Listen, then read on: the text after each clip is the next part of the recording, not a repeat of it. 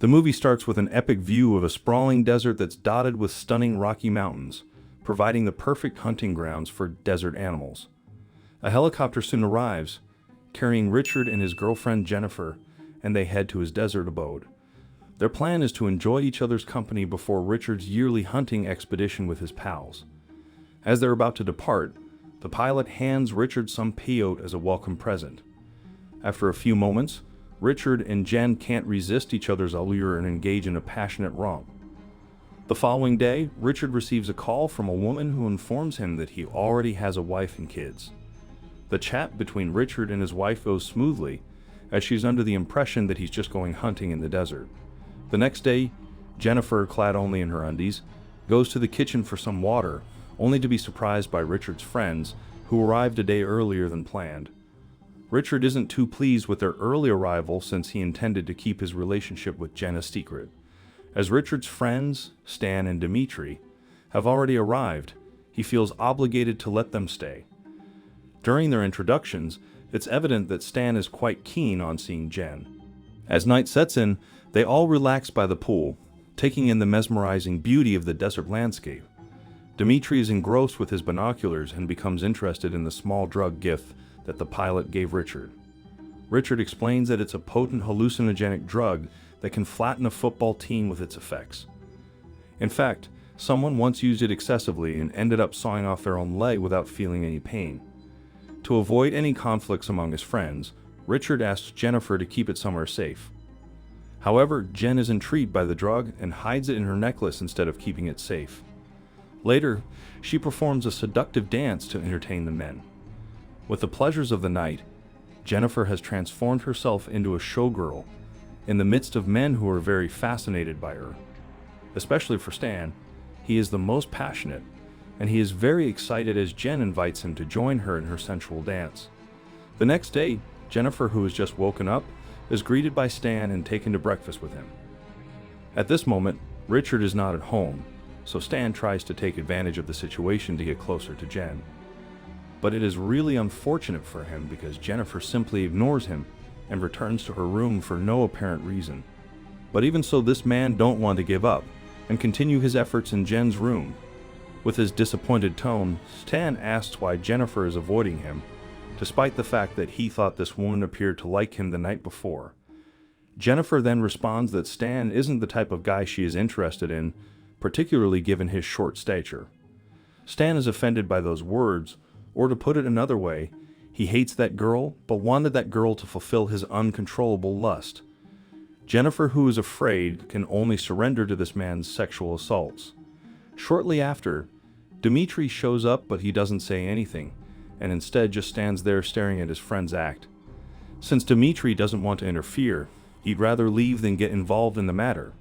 He turns on the TV and increases the volume so he wouldn't hear Jen's screams. After a few hours, Richard returns to the house, and he feels strange to see that his two friends have fallen completely silent. Stan then tells Richard that there's been a slight problem with Jen, but he doesn't say what it is.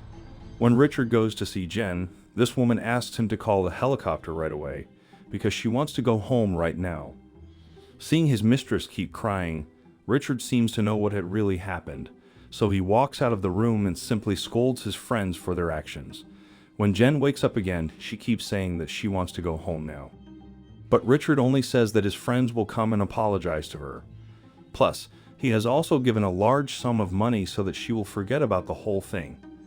Jen is now unable to keep her emotions any longer, and she threatens to tell Richard's wife about their affair if the helicopter doesn't come to pick her up. Then, Richard's outbursts emotions scare Jen, causing her to finally run away from that place. When Richard's two friends notice Jen running away, they join him in chasing after her. A few moments later, Jen's escape comes to a halt when she sees the dead-end cliff in front of her.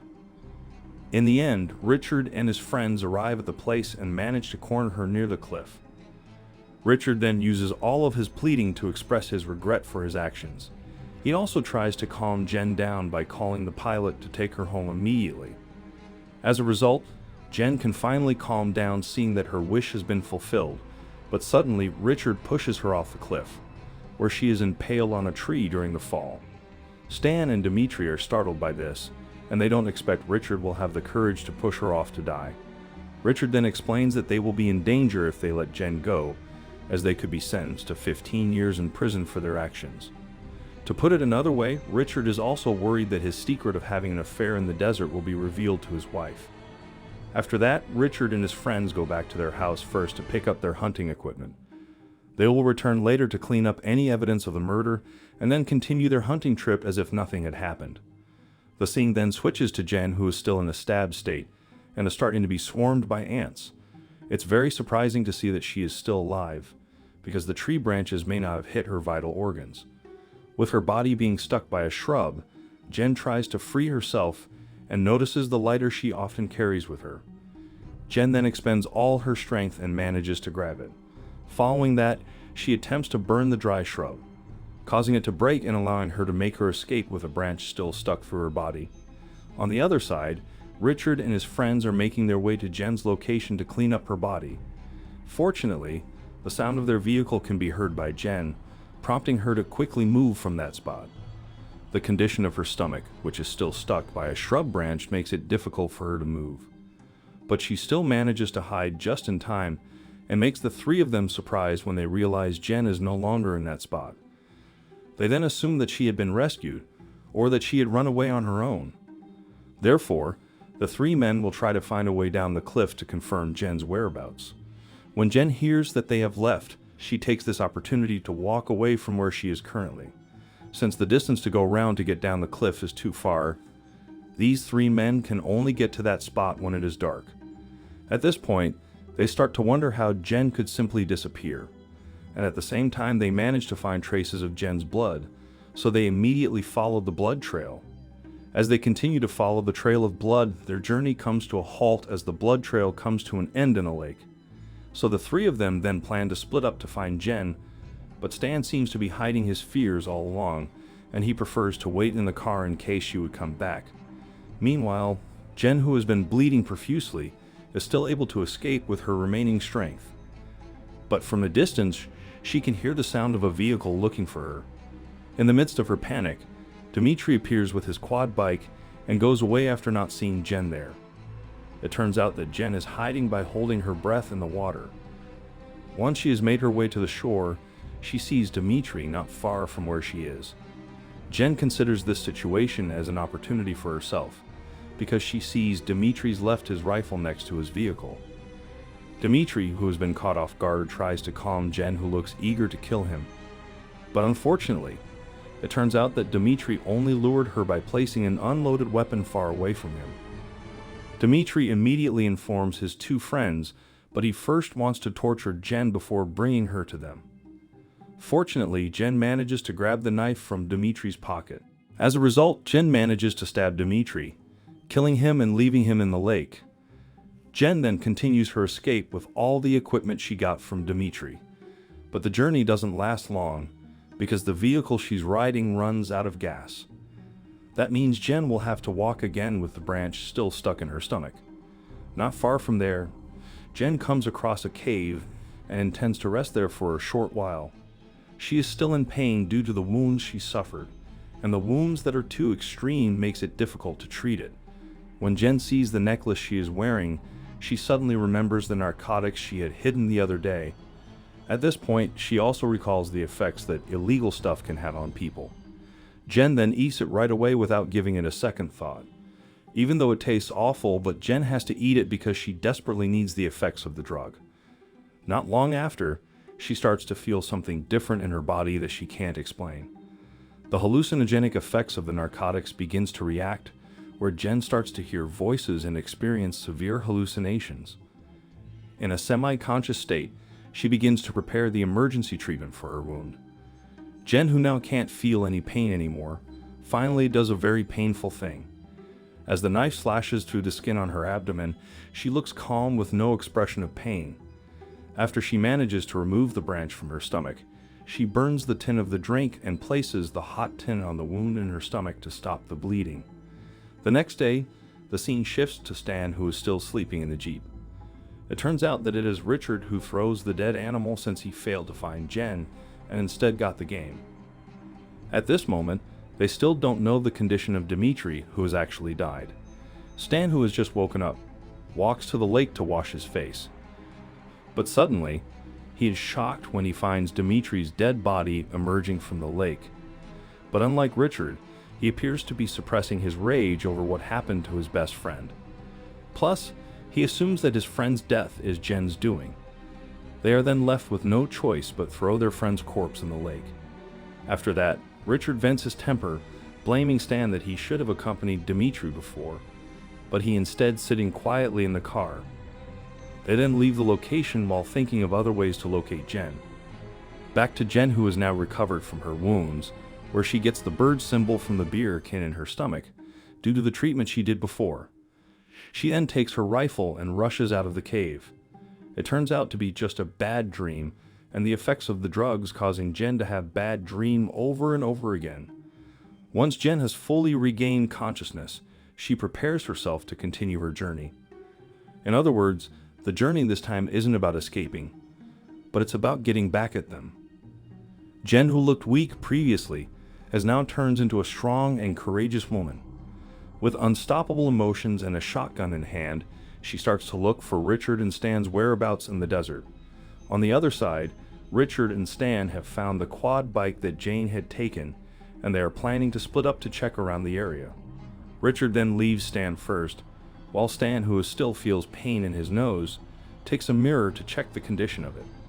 But he is completely unaware that the reflection from the mirror he is using lets Jen to know where he is. Therefore, Jen doesn't waste any time and rushes to follow where Stan is going. Despite the fact that she is barefoot, this injured woman continues to follow him. After Stan has been driving around the desert for a while, his car starts to run out of fuel.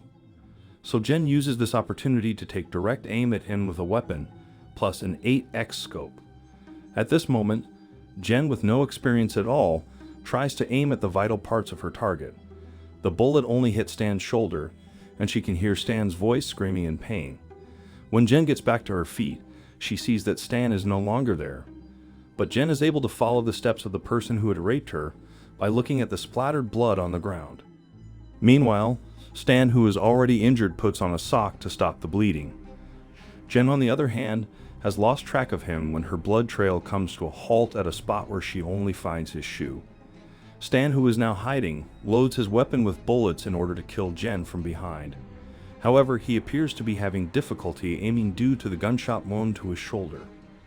Then, because of the injured hand, the shot missed and luckily only hit Jen on her ear. Jen, who is already injured in her ear, immediately runs away while Stan continues to shoot her. With a shard of torchlight, she tries to stop Stan's pursuit. Fortunately for her, the shards of glass manage to injure Stan, where he is now struggling to remove the shards of glass that have stuck to his feet. He then manages to pull the glass out, and because he is no longer able to run, he returns to the car to chase Jen. The huge wound on his leg makes it difficult for him to step on the accelerator pedal.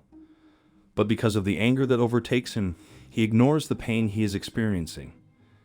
Jen finally manages to kill the person who had raped her before. After seeing Stan's condition, Jen begins to hear a walkie-talkie call coming from Richard. As a result, her hatred grows even stronger as she hears the voice of the person who almost killed her. Richard, on the other hand, appears to be very disappointed that he is unable to locate Jen. Moreover, Stan did not show up at the location they had previously planned and did not respond to his walkie-talkie call. He is now tired and annoyed and finally decides to return to his house. As Richard gets home, he looks very stressed with the situation he is going through right now. He also thought that Stan, who had not returned, must have been killed by Jen, so he plans to leave the desert by contacting the helicopter pilot to take him. After that, he immediately cleans himself up before leaving the place, but he suddenly hears a suspicious voice, forcing him to check even though he is completely naked during that time. He thought that Jen has come to the house to kill him, but he finds nothing suspicious inside or outside the house. Richard is then startled by the sound of the TV, and suddenly, his fear of Jen's arrival becomes a reality. It is at this point where Richard now seems to be unable to do anything with the situation, as Jen has targeted him with her shotgun. Jen's shot hit Richard in the stomach, causing them to engage in a firefight with one another. After being overwhelmed, Richard is forcing himself to walk away with a gunshot wound to his stomach, and Jen continues to chase him. But when Jen is about to enter the room, she is unaware that Richard is waiting to shoot her. Fortunately, the blood flowing from Richard's stomach caught him out, prompting Jen to find another way. Richard is now getting weaker from losing a lot of blood, uses a food wrapper to stop the bleeding. Not long after, Jen manages to find him and a chase ensues between the two of them. Until one moment, the blood on the floor causes Jen, who is running, to slip. This situation allows Richard to attack her easily, and Jen, who is already weak, can't do much more to confront the man. Finally, Jen is forced to use her ultimate move by attacking the wound in Richard's stomach. She then takes the rifle and manages to kill Richard with her final shot. In the end, the three men who abused and almost killed Jen finally get what they deserved, and Jen's revenge is finally over. With the body caked with blood, she takes several satisfying steps outside before turning around when she hears the sound of a helicopter approaching.